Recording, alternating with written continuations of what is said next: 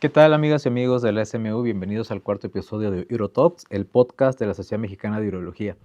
Que el día de hoy vamos a hablar de cáncer de próstata, uno de los temas que más nos apasiona, y de la ciencia de decidir en equipo. Porque en el tratamiento de cáncer de próstata no solamente se involucra una especialidad, sino hoy en día lo de hoy es interactuar y tratarlo con diferentes perspectivas. Para esto, el día de hoy está con nosotros un par de amigos, grandes colegas que a su corta trayectoria profesional son referentes a nivel nacional e internacional. Están conmigo Regina Barragán Carrillo y Salvador Gutiérrez Torres, oncóloga médica, radiooncólogo, ambos con una amplia experiencia en el tratamiento de tumores geniturinarios. Y pues bueno, hoy vamos a hablar de equipos multidisciplinarios, de tumoral boards, de los límites que tienen nuestras especialidades y el futuro de la medicina de precisión. Bienvenidos a este episodio. Pues bueno, vamos a comenzar con algunas preguntas para los dos. ¿Por qué el cáncer de próstata necesita un abordaje multidisciplinario? ¿Existe evidencia científica de que tratar a los pacientes con este abordaje les va mejor en el pronóstico? Quien quiera comenzar a responder. Yo puedo empezar. Hola a todos, Regina. ¿Por qué se necesita un equipo multidisciplinario? Porque es una enfermedad que no se presenta de manera aislada, en donde la intervención de múltiples equipos, incluyendo urología, incluyendo radiooncología, incluyendo oncología médica, de manera individual cada quien aporta algo diferente a un equipo, cada quien aporta una perspectiva diferente, lo cual en conjunto permite un manejo más apropiado. Y hablando en cuanto a la evidencia científica sobre la implementación de equipos multidisciplinarios en el contexto específico de cáncer de próstata, en realidad reproduciendo la evidencia que tenemos en otras neoplasias, por ejemplo en cáncer de mama, incluso en cáncer de riñón, hablando en general de urología, la implementación de equipos multidisciplinarios han demostrado, por una parte, disminuir las tasas de sobretratamiento en los pacientes, por otra parte, impulsar un apego más grande a las guías multidisciplinarias, y algunos estudios, aunque sí quiero ser honesta, la evidencia es controversial, se mejoran los desenlaces tales como la supervivencia libre de metástasis en aquellos pacientes con enfermedad tanto localizada como locorregional. ¿Por qué son importantes los equipos multidisciplinarios para ti, Chava?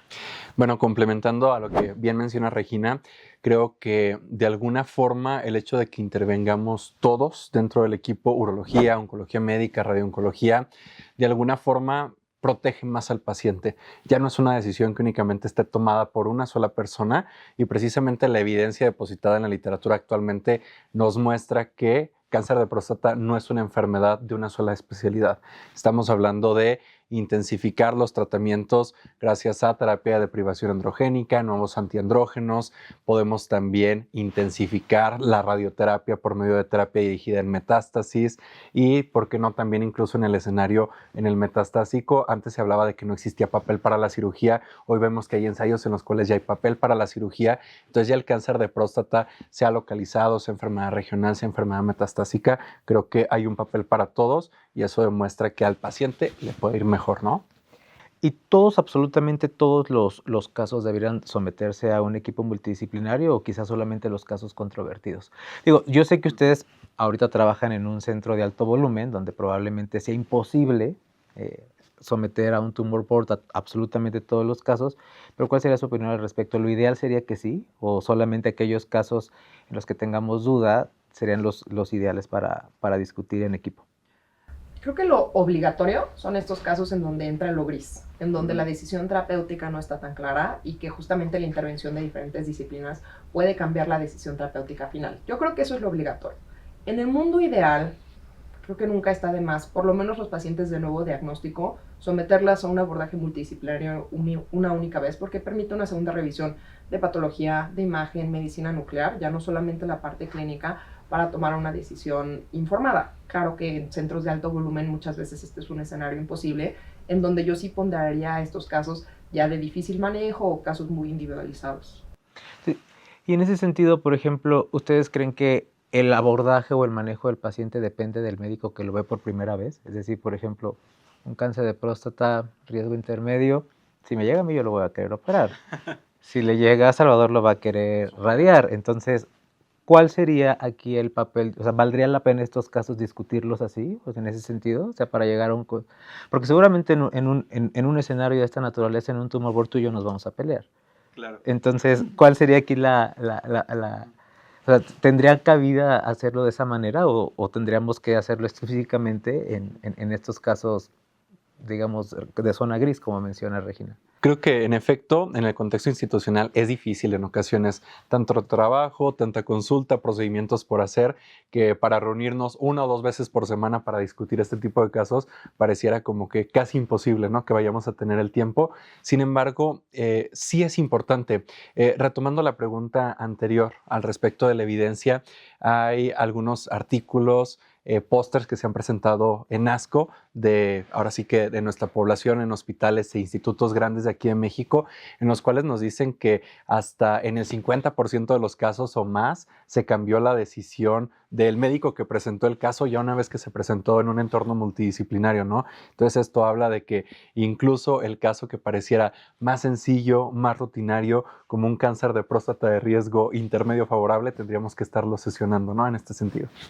¿Y ustedes recuerdan algún caso en particular en un tumor board que les haya dejado una lección importante? O sea, que, por ejemplo, tú, Regina, digas, híjole, este caso sí me sirvió comentarlo porque cambié mi perspectiva, porque cambié el tratamiento, porque a lo mejor le fue al paciente mejor de lo que yo me hubiera imaginado, a lo mejor con la opinión que tenía, y lo mismo para ti, Salvador, si tienen alguna experiencia que nos quieran compartir. Hay uno en particular que me acuerdo mucho cuando era residente, que justamente era un hombre 50, 60 años, un cáncer de próstata intermedio favorable. Eso lo tengo muy presente. Hicimos un PET con PSMA y salió un ganglio perigástrico positivo, completamente, un ganglio como de 2 centímetros. Entonces, tal vez si en el contexto de un abordaje multidisciplinario hubiera considerado que era una enfermedad ya ganglionar no regional, metastásica, intensificación de tratamiento, ARPI, etcétera, se llevó un equipo multidisciplinario y justamente por esto la importancia ya de estas nuevas especialidades que se están integrando. Resulta que los tumores del estroma gastrointestinal, los GIST, también tienen cierto grado de expresión de PET-PSMA. Entonces se terminó abordando a través, si no me equivoco, de un USTE, se tomó el ganglio y era en realidad correspondiente con un GIST. Entonces fue de los escenarios en donde creo que es muy fácil haberse ido con esa misma intención de decir, bueno, resulta que era metastásico de bajo volumen, igual y doy bloqueo androgénico con un ARPI, igual y se discute radioterapia, pero era algo completamente distinto. Y con la morbilidad asociada que evidentemente se le hubiese añadido al paciente. ¿Alguna lección que te haya dejado un tumor board, Salvador, en particular, que recuerdes ahora? Un caso en particular creo que no, pero ahorita que mencionabas la residencia, Regina, creo que hablar de unidades funcionales de tumor board, o sea, inevitablemente te traslada a la residencia, ¿no? De pronto tú eres un R1, R2, lleno de sueños e ilusiones y quizá como que no sabes mucho del manejo y empiezas a escuchar, ¿no? La opinión de un oncólogo médico, de un radiooncólogo, de un cirujano, un urólogo, y eso te abre la perspectiva, ¿no?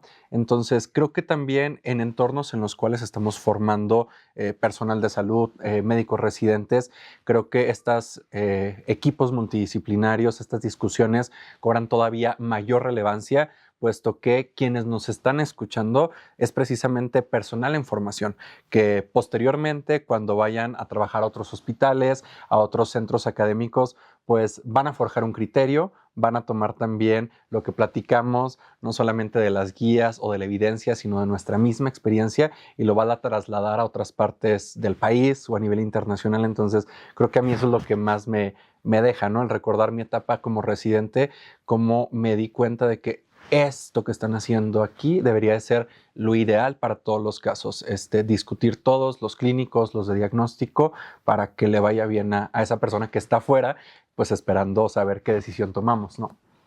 Regi, desde el punto de vista de la oncología médica, ¿en qué momento tú sientes que la discusión en equipo cambia el rumbo o el curso del tratamiento? Yo creo que en escenarios en donde hay varias opciones de tratamiento igual de buenas, justamente desde la enfermedad localizada, porque sí, puede ser que una enfermedad localizada en un sentido biológico, pronóstico intermedio, pronóstico favorable, sea muy parecida una con otra, lo que es muy diferente es el perfil del paciente. Y vamos a tener este paciente joven de 40 años que igual y pondera función sexual, igual y vamos a tener el otro extremo, un paciente de mayor edad que igual y lo que pondera termina siendo más bien la parte de continencia. Entonces, justamente estos matices que me refiero, pues las guías son muy claras, te pone ahí 3 opciones, vigilancia, radioterapia o cirugía. ¿Cómo se escoge bien entre una y otra si yo solamente tengo en mi formación como visión de túnel?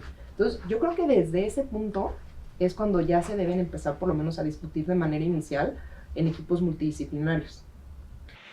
Y Salvador, ¿en qué escenarios la participación temprana de radiooncología podría modificar la estrategia global de tratamiento? Wow, de muchas formas, ¿no?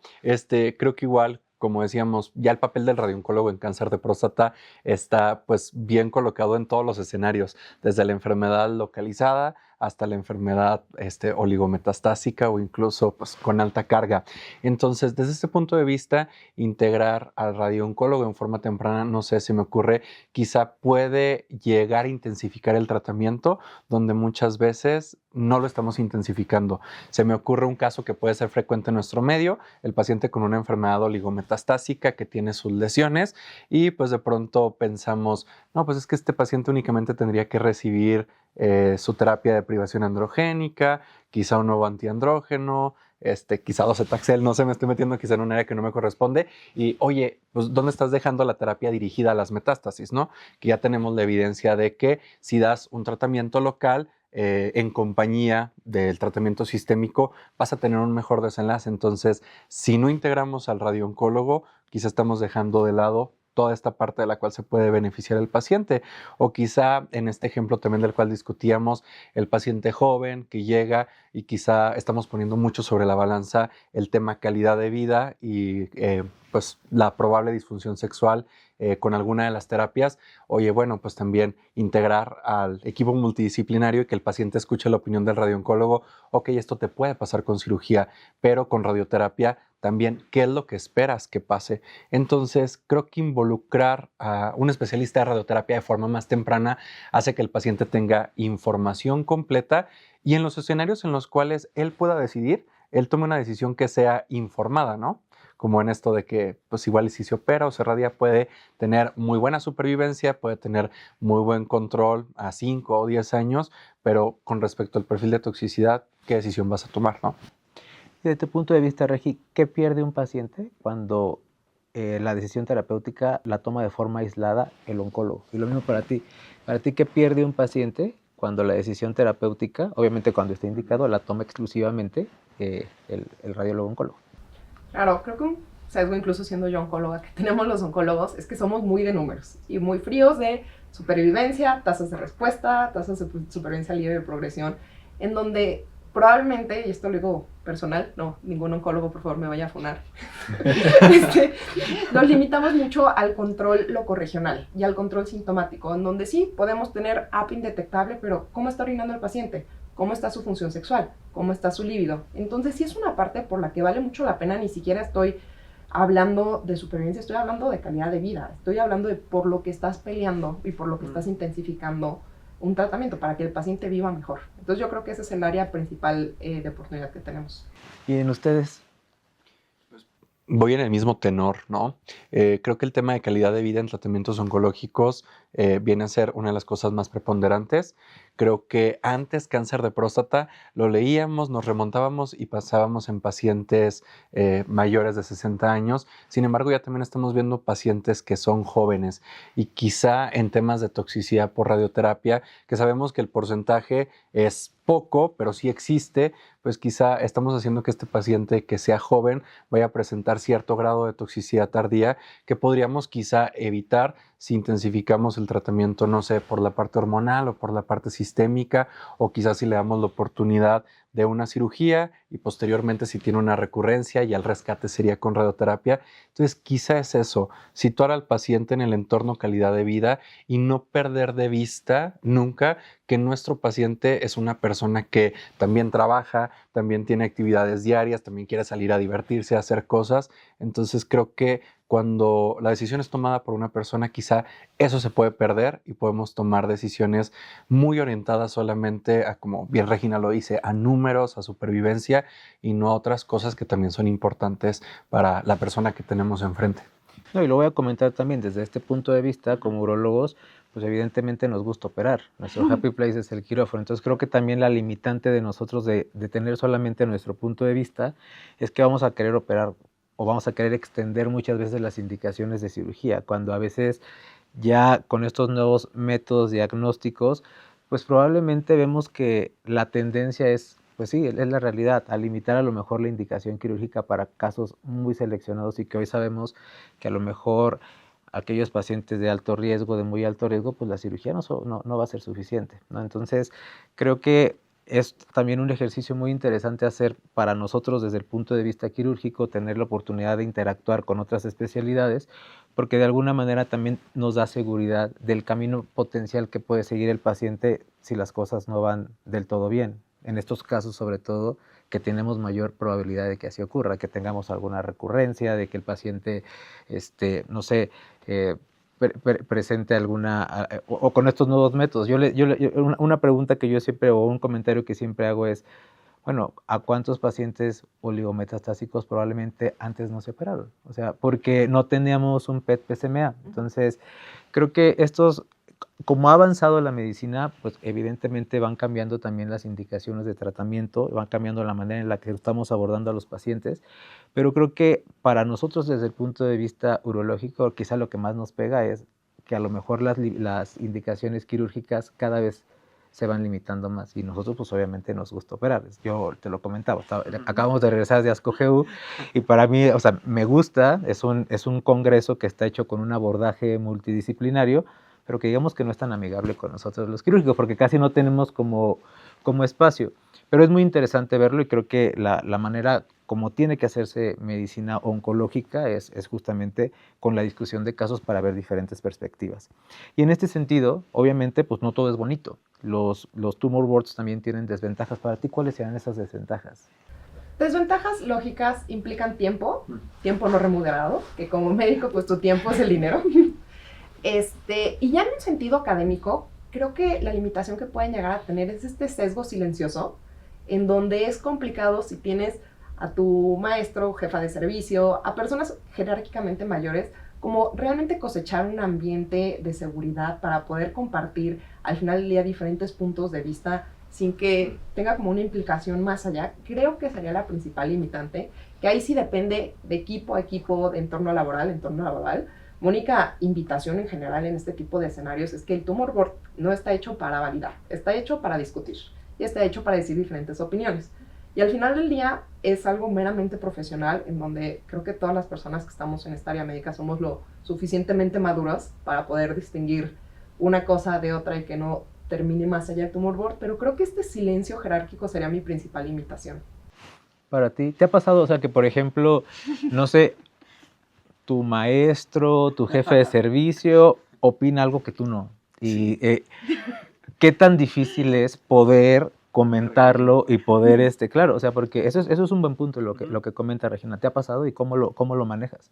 Sí, totalmente. O sea, creo que pasa más frecuentemente de lo que uno pensaría en este tipo de escenarios y creo que precisamente nuestra responsabilidad, pues como profesores, como médicos adscritos, es crear pues, este ambiente seguro, ¿no? Para la discusión, para las opiniones diferentes. Y de hecho, ahorita que pensaba en una respuesta, creo que esa es mi respuesta, ¿no? Una de las desventajas es tener que escuchar opiniones en ocasiones tan divididas y tan distintas y a partir de pues, estas opiniones tan diversas crear un consenso, creo que eso puede llegar a ser muy complejo y no sé si te ha pasado a ti de repente en una unidad funcional que de pronto tardas 30 minutos discutiendo un mismo caso y quizá tú dirías, oye, es que este caso se tendría que haber solucionado en 5 minutos, pues porque el PET está marcando esto, tenemos tal o cual biomarcador y la calidad de vida del paciente ya se ponderó, etcétera, ya está la decisión, pero de pronto siento, y creo que eso es mi limitante,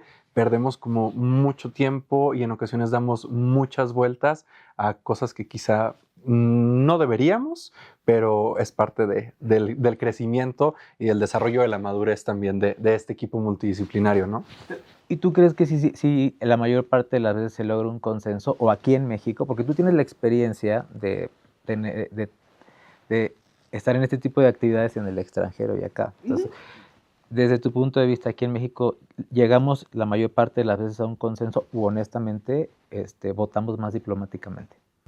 Creo que llegamos a un consenso por lo menos en un 80%, con el sesgo que yo laboro en un centro académico en donde casi todos tenemos la misma línea de pensamiento basado en medicina basada en evidencia. Entonces, por lo menos diría un consenso honesto en un 80%, con estas áreas grises en donde a veces diferimos, que al final del día muchas pues es un poco por quién es el tratante del paciente, muchas otras cosas, pues es qué prefiere el paciente. Al paciente se le termina poniendo pues las opciones, esto es lo que se discutió, todo queda documentado y es lo que permite al final del día pues incluso la participación de este tercer ente que es la decisión del paciente. Y justamente ¿cómo lidiar con esas diferencias entre especialidades?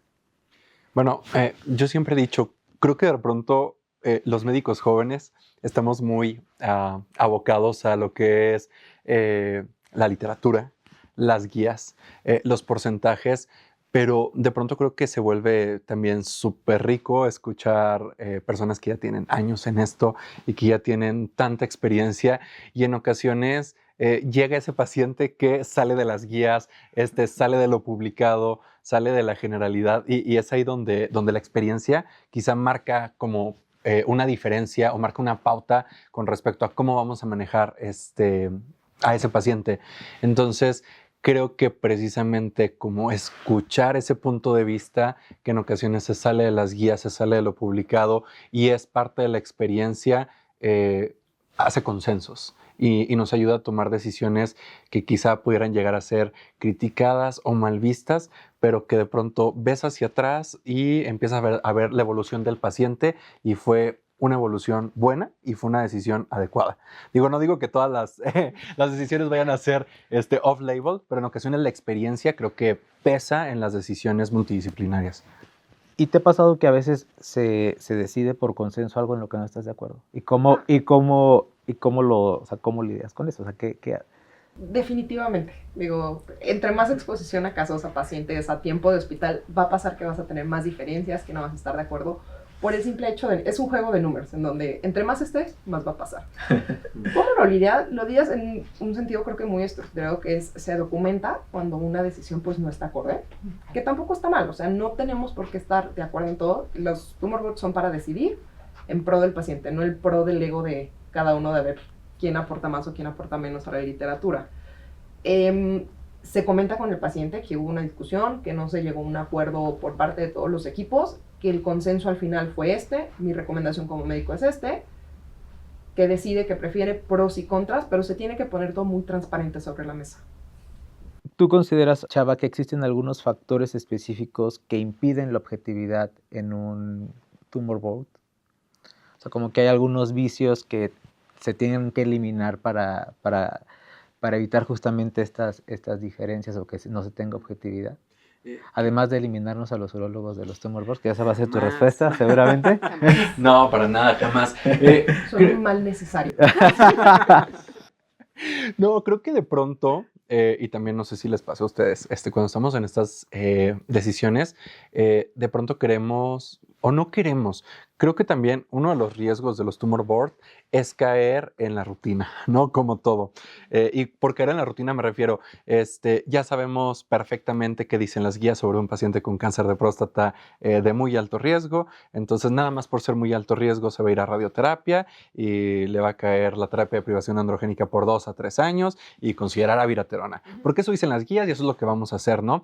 Entonces, de pronto, creo que también se pierde mucha objetividad cuando solamente vemos el título del diagnóstico, ¿no? Y perdemos objetividad porque ya sabemos qué es lo que se tiene que hacer, pero no profundizamos.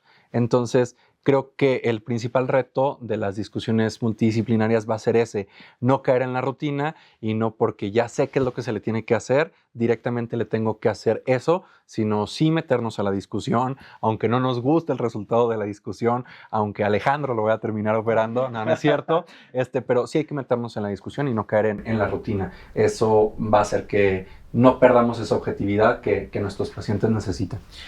Y bueno, continuando con esta plática, ya comentamos un poquito de esto antes, pero quisiera que andáramos más como, ¿cuál sería el sesgo o el límite de cada una de nuestras especialidades al momento de tratar cáncer de próstata? Regi ya nos habló un poquito de números, que el oncólogo tiende a ver más la tasa de sobrevida libre de progresión, la tasa de sobrevida global, la tasa de sobrevida cáncer específica, etcétera, etcétera, etcétera. Pero además de todos esos números y porcentajes, ¿qué otra limitante tú podrías decir que tu especialidad tiene en el abordaje de estos pacientes? Probablemente la limitación en la vista temprana de calidad de vida. creo que somos muy dados en general. Al triplete. Bueno, a la intensificación no tanto como tal.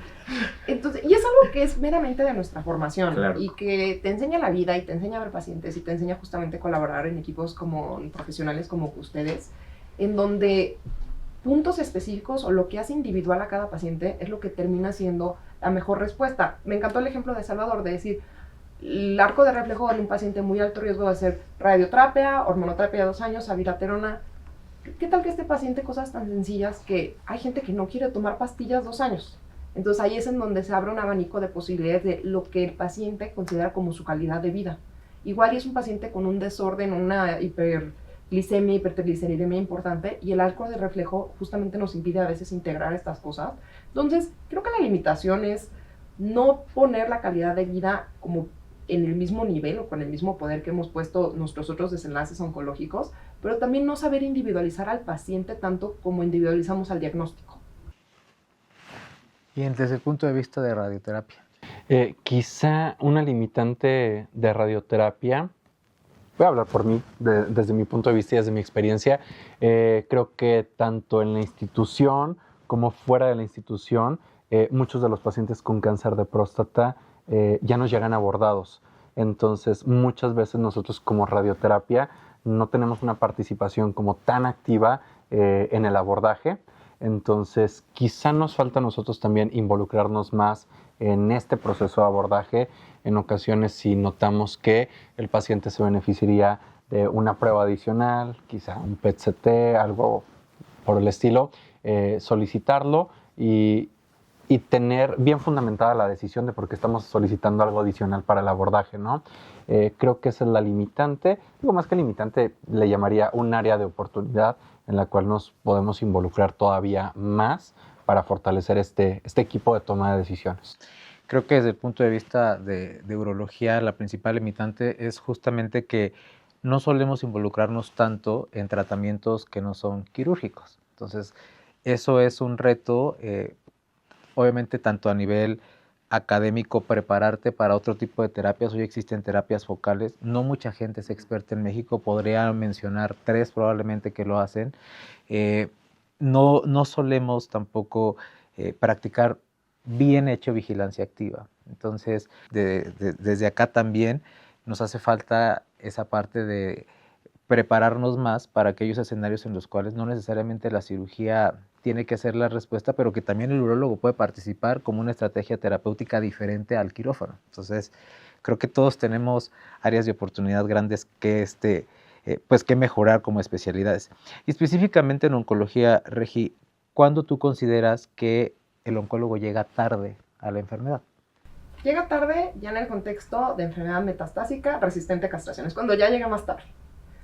Llega bastante tarde, pero no tan tarde, ya en la enfermedad metastásica. Creo que la integración de los equipos de oncología debe ser desde por lo menos la enfermedad, diría localizada de riesgo intermedio desfavorable, se llamaría el punto más temprano en donde ya la participación de oncología tal vez puede cambiar la toma de decisión que se tome, porque ahí ya tiene una implicación en cuanto a manejo sistémico. Y de igual manera creo que una subconsulta que tengo, por llamarla de alguna forma, es el contexto de recurrencias bioquímicas. Porque actualmente ya tenemos estrategias de manejo que no solamente están centradas en la radioterapia de salvamiento o no solamente están centradas en la intensificación con bloqueo androgénico, pero ya con ARPIs específicos que permiten desenlaces pues mejorando tanto supervivencia libre de metástasis como supervivencias globales en algunos escenarios.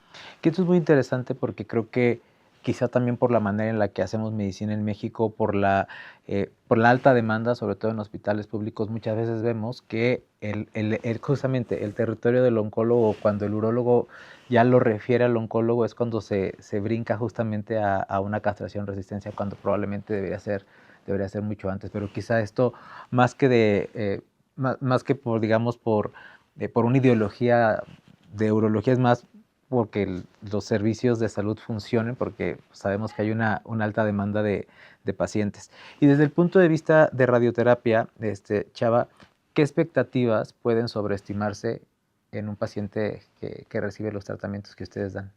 O sea, ¿qué es lo que suele a lo mejor pues dar como, no sé cómo explicarlo, como expectativas que a lo mejor no suelen cumplirse siempre. Claro, ahorita que hablabas, por ejemplo, de terapias locales, me remontaba a esta parte que de pronto el paciente que se radia y luego tiene una recurrencia local y pues en algunos metaanálisis te dicen, oye, es que la mejor opción de salvamento a nivel local va a ser una braquiterapia, ¿no? Entonces llegas al tumor board, a este equipo multidisciplinario y te dicen, oye, pues braquiterapia, ¿no? Es lo que ha mostrado mejores desenlaces en toxicidad y en términos también de control bioquímico. Híjole, no sé hacer braquiterapia o no tenemos braquiterapia en nuestro centro, ¿no? Entonces, quizá de pronto, tan solo en mi especialidad, creo que la limitación técnica es algo con lo cual tenemos que cargar en estos equipos multidisciplinarios y que de pronto hay expectativas del oncólogo médico, del urólogo, de cosas que quizás se tendrían que hacer porque así están escritas en la literatura, pero no podemos hacerlas porque o no tenemos el entrenamiento o no contamos con la capacidad técnica en nuestros centros, ¿no? Creo que eso es importante y también creo que en este tema de expectativas o de lo que se espera que hagamos, creo que ocurre muy seguido. Oye, es que ya vi que le puedes dar en lugar de 35 sesiones, lo puedes tratar con 25, con 20 sesiones. Ahorita que anda muy de moda el hipofraccionamiento, ¿no? Pero oye, es que pues vuelvo a lo mismo, no es rutina, no es una receta de cocina. Hay que ver si realmente el paciente es candidato a cortar su tratamiento, hacerlo en menos sesiones, dependiendo de los síntomas urinarios basales que tenga o dependiendo del volumen prostático. Entonces, son como varias cosas que de pronto se esperan de nosotros y pues no podemos cumplir con esas expectativas hasta que no vemos al paciente, analizamos el caso a profundidad o lo discutimos entre todos, ¿no? Este es un espacio, como saben, pues es escuchado, nos están viendo y escuchando urólogos. ¿Qué te gustaría, Regina, que los urólogos entendiéramos más de los oncólogos médicos? Que el primer golpe que se da en el tratamiento sistémico es el mejor. Entonces no tengan miedo de interconsultarnos, no tengan miedo de preguntarnos, porque la mejor ventana terapéutica en cuanto al manejo sistémico es la inicial. Llámese en el contexto localizado, riesgo intermedio desfavorable, muy alto riesgo, muy alto riesgo, como lo quieran ver, e incluso en el metastásico hormonosensible, la ausencia de un tratamiento óptimo desde un principio impacta directamente cómo vive el paciente, cuánto vive el paciente y qué tan efectivos van a ser los tratamientos subsecuentes. Entonces, este pensamiento que me parece arcaico y ya me parece que deberíamos dejarlo ir, de guardarse su mejor estrategia, o decían algunos maestros, guardarse su mejor bala para después, creo que ya está completamente en desuso.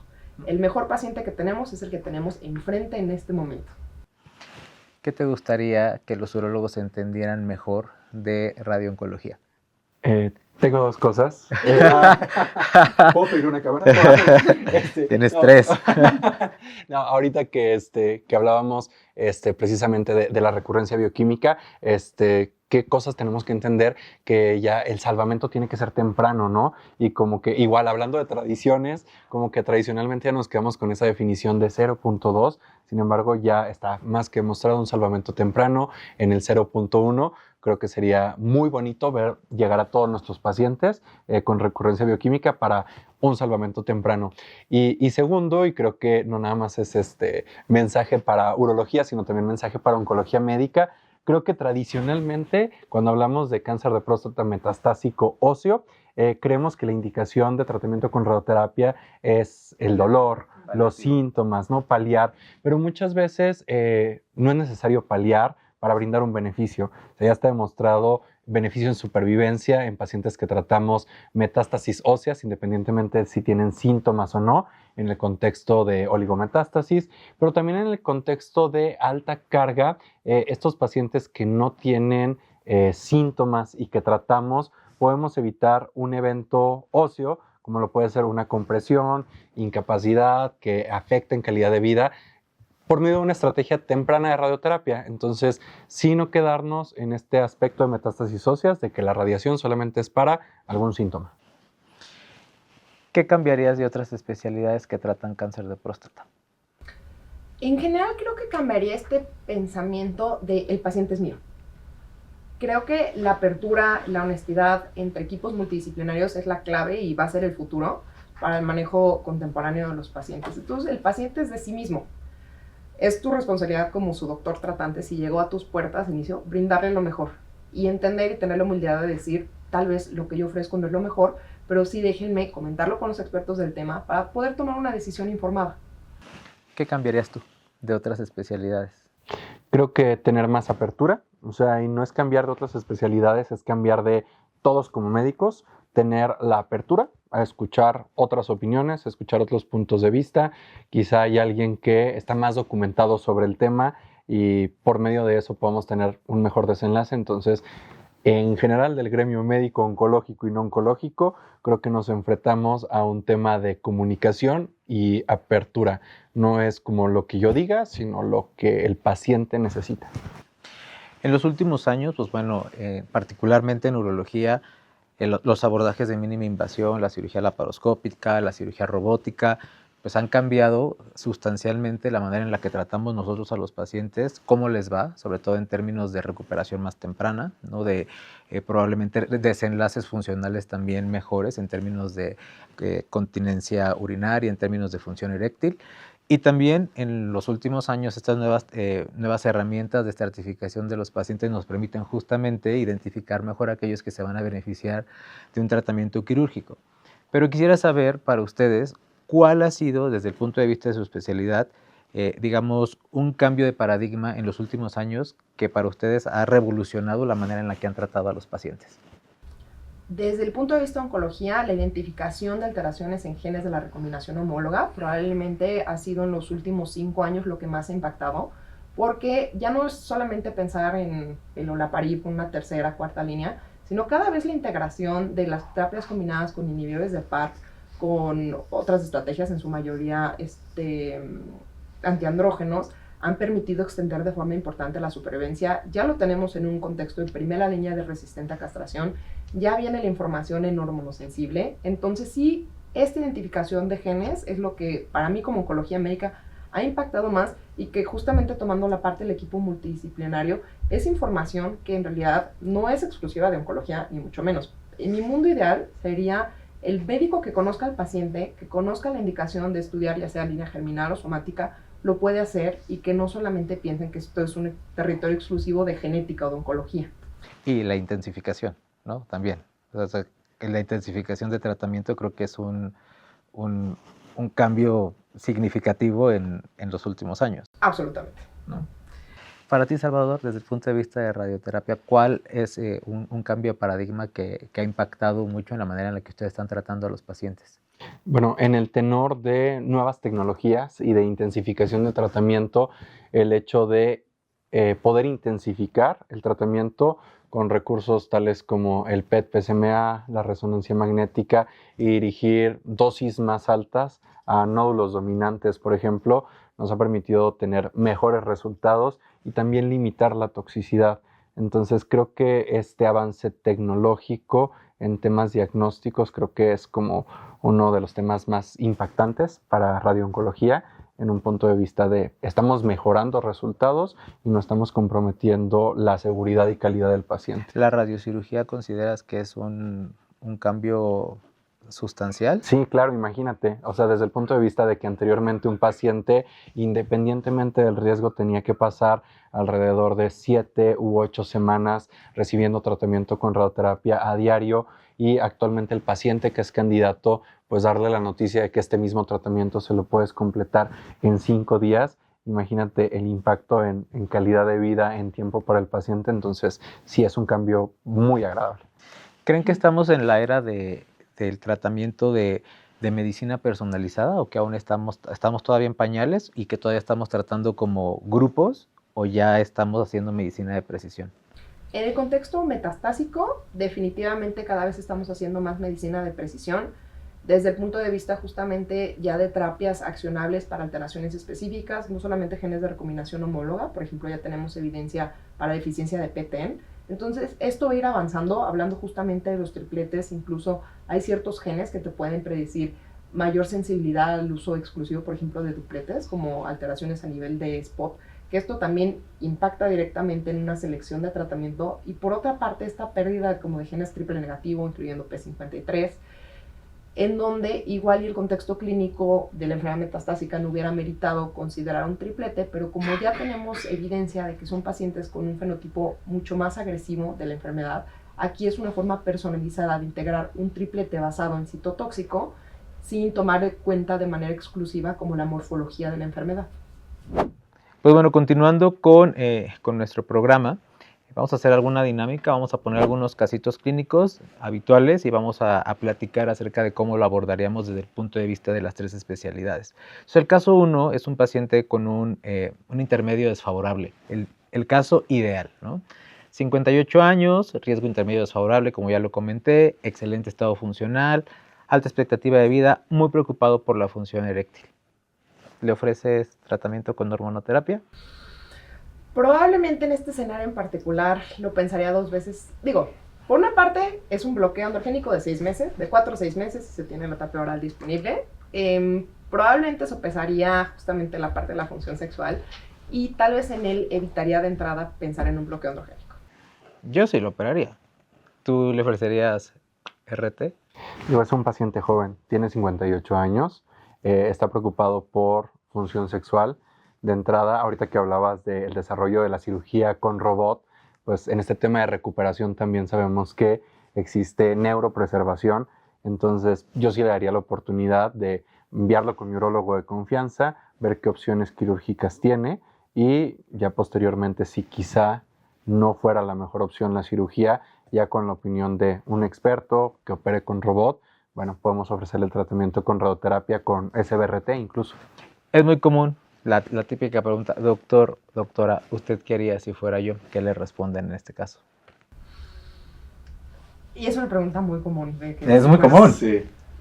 Casi siempre le respondo que yo no tengo los mismos valores ni las mismas prioridades que ellos, entonces obviamente es complicado, pero que si yo consideraría que alguna terapia es subóptima en cuanto al manejo del cáncer, ni siquiera la pondría en la mesa. ¿Qué le respondes tú? De igual forma, cuando se ofrecen 2 alternativas o 3 alternativas, es precisamente porque al menos ya se encuentra probado que te van a ofrecer un desenlace similar.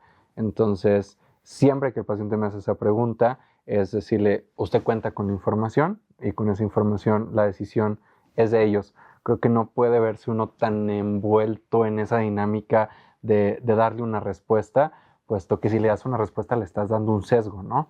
O sea, ¿usted qué haría? Pues te estoy diciendo entonces ya no las 3 opciones, te estoy diciendo la que debes de tomar y no funciona así. Mismas características del paciente, pero ahora bajo riesgo.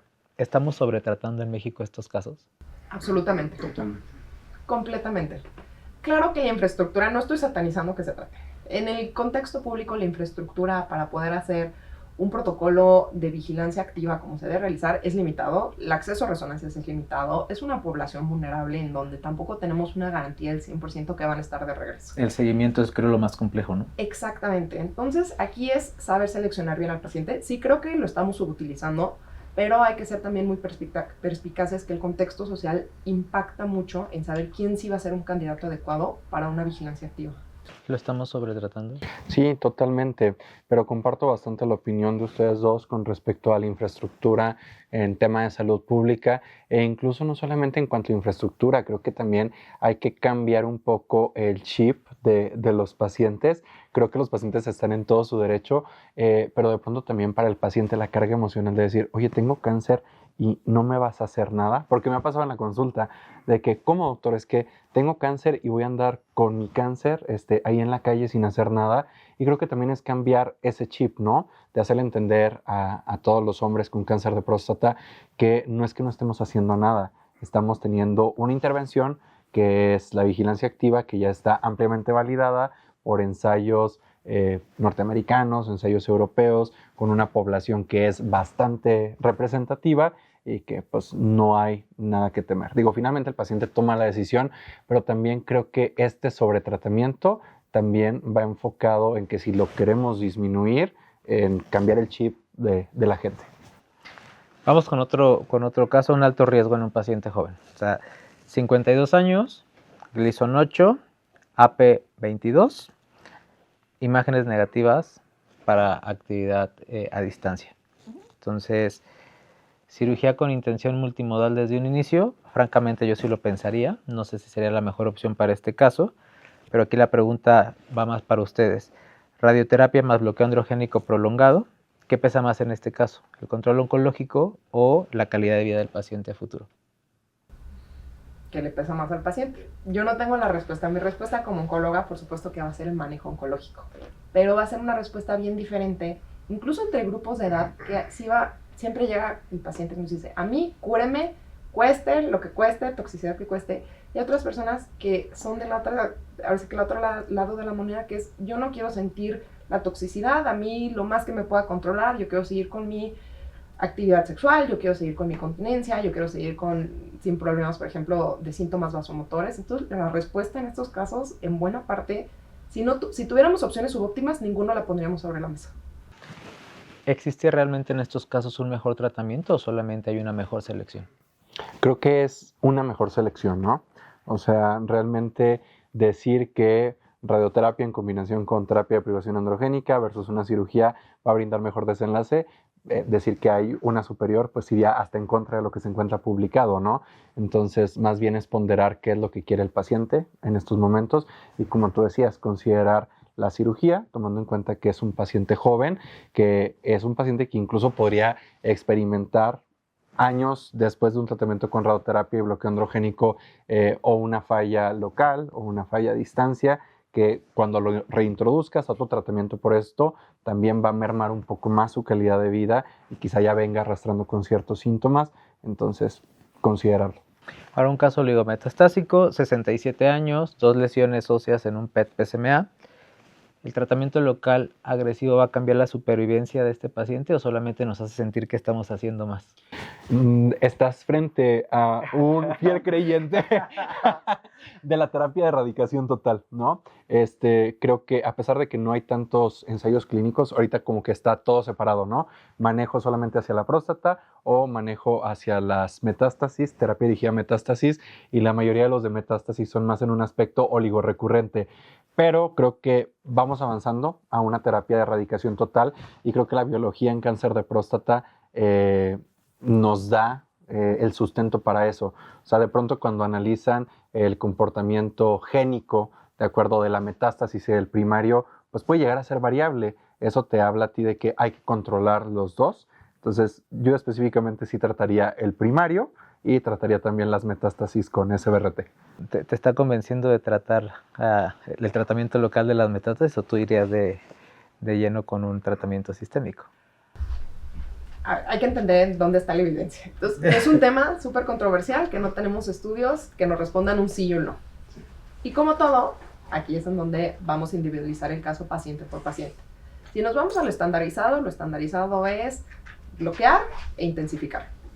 ¿Hasta dónde intensificar en este caso? Duplete probablemente, porque así como está descrito parece ser una enfermedad de bajo volumen. Okay. Sí, definitivamente no sería alguien a quien le propondría un triplete, es alguien a quien no ni siquiera consideraría manejo con citotóxico, por la evidencia que tenemos pues, a partir de Charter de la enfermedad de bajo volumen, pero hay que entender que, bueno, la individualización de los pacientes, tal vez este tipo de estrategias nos va a permitir pensar en algún punto en curar a un paciente metastásico, que antes ese escenario no existía, aunque fuera una sola metástasis ósea, ya era incurable. Y lo bueno de ser una medicina muy dinámica es que ya estas nuevas estrategias, que tal vez, aunque no tengamos la evidencia ya 100% en la mesa, sí nos están permitiendo cambiar desenlaces en algunos pacientes. Un caso diferente, un paciente añoso frágil, 78 años, comorbilidades cardiovasculares, cáncer de alto riesgo localizado. ¿Tratamiento radical o prudencia? ¿Cuánto va a vivir este paciente?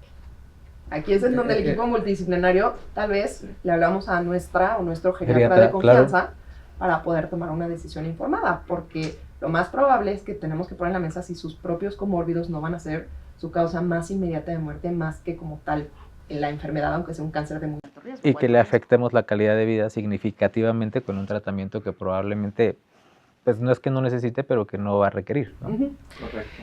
¿Cuándo para ustedes el no hacer es la mejor medicina? Pues precisamente cuando tienes este tipo de pacientes, ¿no? Desde el punto de vista de que cargan con comorbilidades, cargan también con edad o, ¿por qué no?, con dificultades de traslado. Nosotros que estamos en el entorno institucional, dificultades de traslado, quizá tienen que cruzar 4 o 5 horas para llegar al centro en el cual los vamos a atender.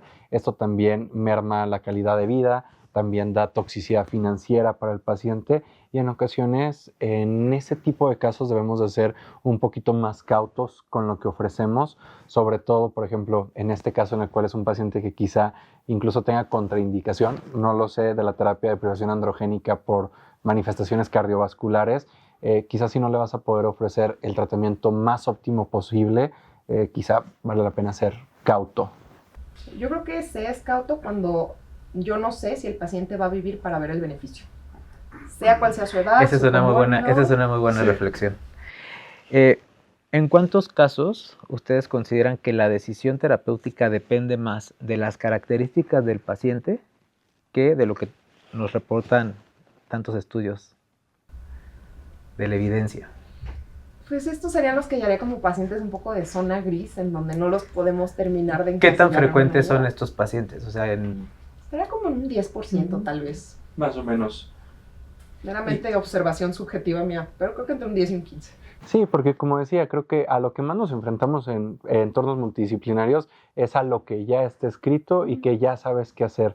Es muy raro que tengamos este tipo de pacientes que entran en una zona gris, que lo que le hagas está bien o no hacer nada también está bien. Son los menos y creo que también por eso me voy a retomar hacia varios minutos de que empezamos. Todos los casos deben de ser sesionados, porque si nada más sesionáramos este tipo de casos, tendríamos una proporción de discusión muy cortita y abocado a casos que no representan la totalidad y generalidad de lo que vemos a diario. no, vamos ahora con una dinámica que se llama realidad, mito o depende. Yo les voy a decir una frase y ustedes me van a decir si es una realidad, si es un mito o depende, y brevemente me van a explicar por qué. Bueno, la primera empieza para mí. La cirugía siempre ofrece mejor control oncológico en pacientes jóvenes. La realidad es que no. El control oncológico depende de muchos factores independientemente de la edad, eso lo sabemos. Obviamente la agresividad del tumor, si el tumor está localizado, si a lo mejor tiene alguna invasión extraprostática, todo eso son factores que impactan en el control oncológico quirúrgico. Pero la siguiente es para Chava. La radioterapia moderna ya no tiene impacto significativo en la función sexual. No, pues es un mito. O sea, si bien el impacto ya se ha reducido, el porcentaje de pacientes que presentan toxicidad en el tema sexual, en el tema genitourinario, ya es menor al 10%, siempre existe. Es difícil incluso que nosotros podamos predecir, a pesar de que tenemos buenas planeaciones, dosis de restricción, y por más que te apegues a estos parámetros, siempre existe la posibilidad, y creo que nuestra responsabilidad como radiooncólogos es informarlo al paciente. Todo paciente de alto riesgo debe de recibir tratamiento combinado. Mito. En la medicina nunca hay todos, pero justamente es donde entran por ejemplo, casos particulares en donde no voy a ofrecer un tratamiento combinado intensificado al paciente que no va a ver el beneficio para esto. No voy a ofrecer este tipo de tratamientos al paciente que no esté de acuerdo en vivir las toxicidades. Entonces, definitivamente mito. Si hay recaída bioquímica tras prostatectomía, la radioterapia de rescate es obligatoria. Yo creo que primero hay que ver esta recurrencia bioquímica, en qué contexto se está dando, ¿no? De pronto creemos que una elevación del AP posterior a una prostatectomía es sinónimo de radioterapia de salvamento. Sin embargo, gracias al advenimiento de nueva imagen molecular, nos damos cuenta que no siempre esta recaída se encuentra a nivel de pelvis, que es donde pues, más papel podemos llegar a tener. Entonces, es un mito, no es igual a radioterapia de salvamento. Hay que individualizar el caso, saber dónde está la recurrencia y dependiendo de eso, decidir un tratamiento. La intensificación temprana en la enfermedad metastásica debería ser el estándar para los pacientes. Realidad. Completamente, es algo que ya platicamos hace rato, que es de las cosas que a mí me gustaría que si alguien está escuchando este podcast en casa se lo lleve. La mejor estrategia que tenemos es la que se da de manera inicial, es cuando el paciente está en mejor estado funcional, es cuando el cáncer se encuentra en un estado más sensible, entonces definitivamente una realidad. El PET-PSMA cambió por completo el algoritmo terapéutico. Absolutamente una realidad.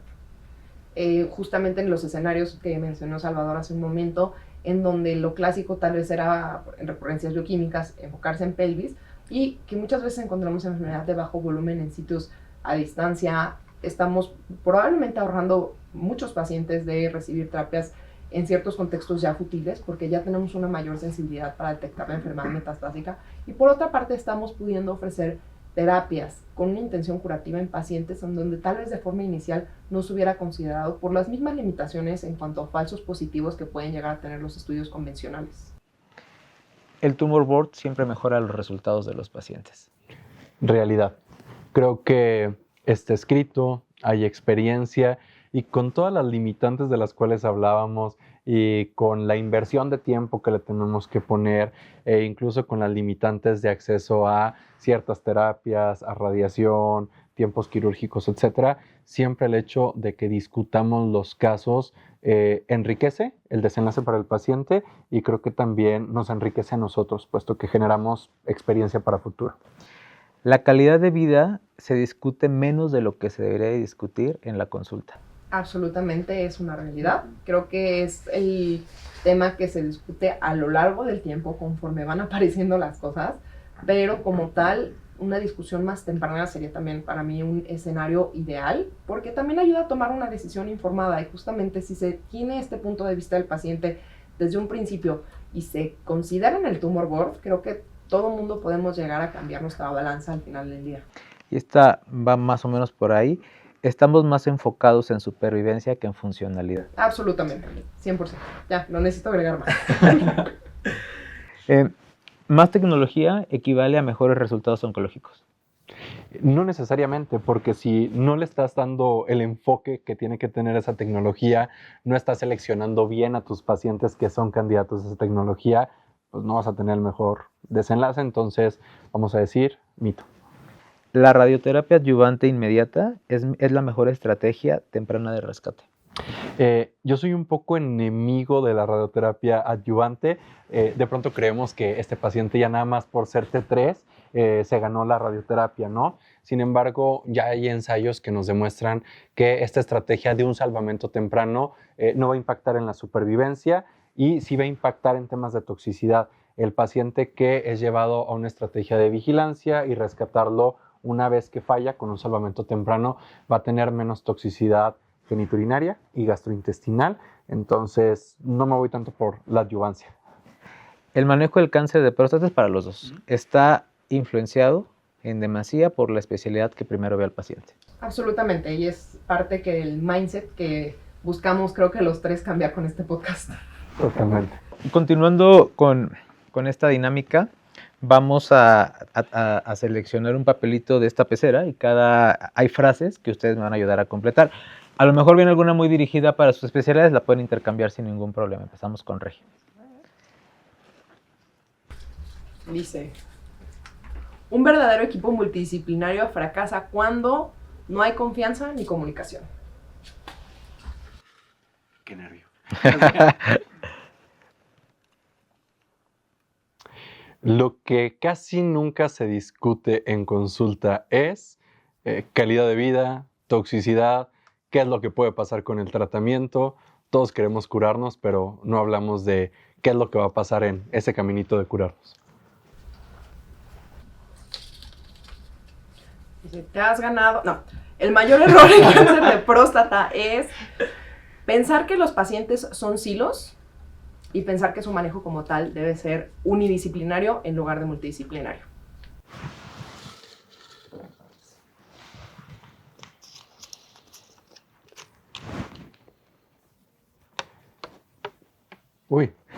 Lo que más subestimamos en esta enfermedad es el comportamiento biológico. Ya no solamente estamos tratando riesgos, estamos tratando pacientes, tenemos que tener decisiones más individuales, entonces subestimamos eso, el comportamiento biológico real que puede tener detrás la enfermedad.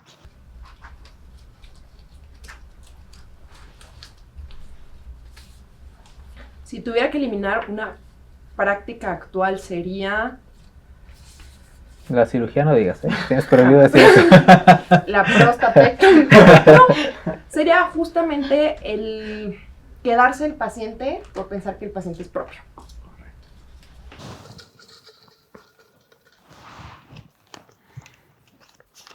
Esta me da nervio abrir. El futuro del tratamiento personalizado dependerá de me voy a aventar una reflexión muy importante. Dependerá de la investigación. Creo que nos falta eso. Creo que oncología médica va muy adelantado en eso, pero urología y creo que radioterapia nos falta eso. Entonces dependerá de investigación que nos permita seleccionar mejor a los pacientes para cada terapia y para intensificar.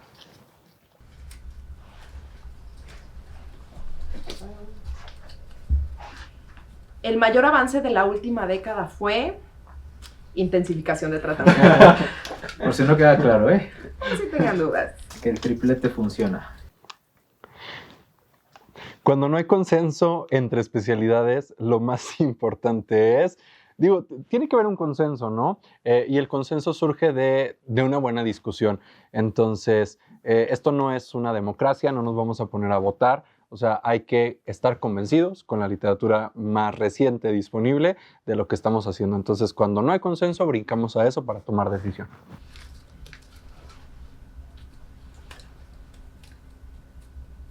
Dice, si lo logro desdoblar. La mayor área gris en el cáncer de próstata es el paciente. Los radiooncólogos, dilo. No, más. Más gris. Son blancos.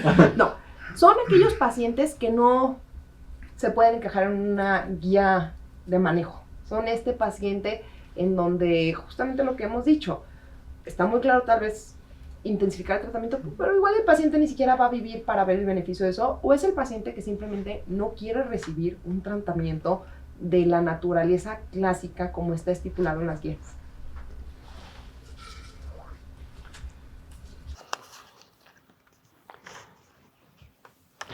El verdadero liderazgo en un tumor board consiste en saber escuchar otras opiniones. Yo creo que iba a decir hacerle caso al radiooncólogo. Subtítulos.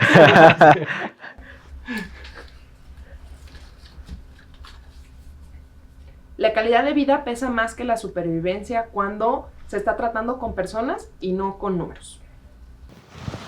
Es una muy buena reflexión. Sí. Ay, Dios mío. El principal sesgo de mi especialidad es, creo que en cáncer de próstata, pensar que todos son candidatos a un tratamiento con radioterapia.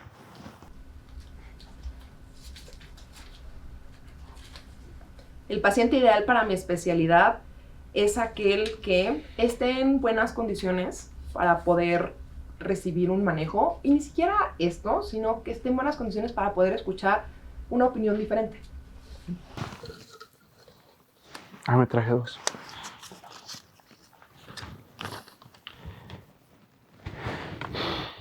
El exceso de confianza en nuestra especialidad ocurre cuando, número 1, no nos involucramos con las otras especialidades y no escuchamos los otros puntos de vista, y cuando no estamos revisando cuáles son nuestros resultados, ¿no? O sea, hay que ser conscientes de eso, echar una mirada retrospectiva y ver cómo nos está yendo con nuestras decisiones.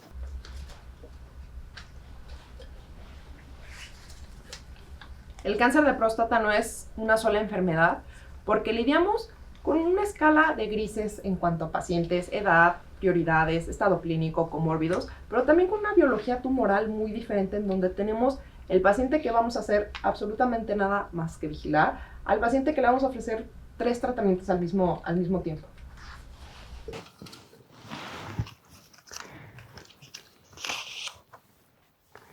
¿La medicina de precisión será irrelevante? Sí, nunca será irrelevante. Es lo de hoy, ¿no? Sí, totalmente.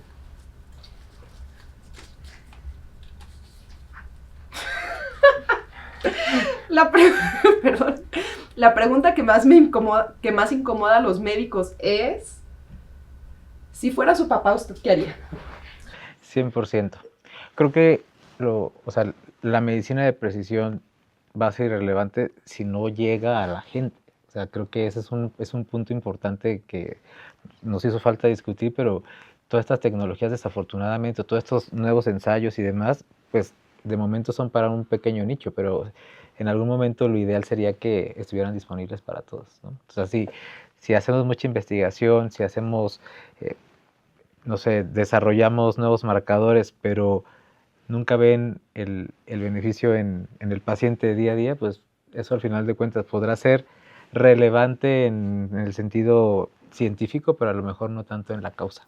Creo que la ciencia, digo, en eso que dices, creo que la ciencia y la investigación siempre debemos de trasladarlo a la causa social, ¿no? Y es nuestra responsabilidad como médicos que estamos en el día a día frente al paciente, ir con esas personas que están involucradas en toma de decisiones para que todo esto que ya es benéfico para algunas poblaciones en otros países sea también benéfico y trasladado para nuestros pacientes, ¿no? Y tengo la penúltima. Un paciente que más nos reta es aquel que pregunta. Y me encanta que los pacientes pregunten, ¿no? O sea, siempre es muy rica la discusión en el paciente que te pregunta incluso porcentajes de resultados de supervivencia, de control local, de qué probabilidad existe de que desarrolle algún tipo de toxicidad. Y quizá es un reto desde el punto de vista de tener y manejar esos datos, pero también es rico porque cuando tú tienes la capacidad de darle toda esa información al paciente, sabes que el paciente va a tomar la mejor decisión. Y la última.